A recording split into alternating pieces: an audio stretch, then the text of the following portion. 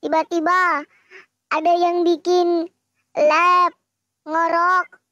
Itu bukan aku. Tapi kalian pada ngira aku. Minta maaf sekarang juga itu fitnah. Nggak terima aku netizen. Orangku nggak tahu apa-apa. Ya. Orang kok.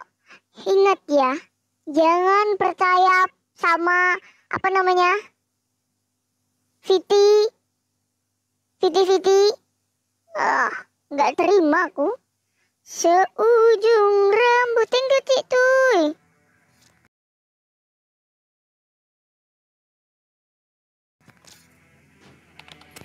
Aku nggak tahu apa-apa pada dipitnah ngorok-ngorok.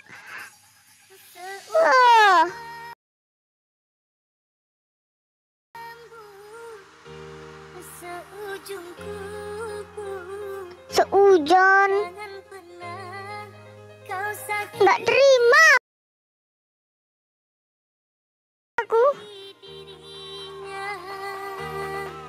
Nanti aku suruh klarifikasi.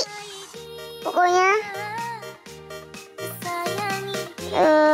Enggak, aku enggak. Kalian minta maaf, aku enggak mau maafin. Enak aja aku dipitnah-pitnah. Berarti bukan V. Wah, aku suruh dia ya. Aku enggak ngorok, aku enggak itu kok.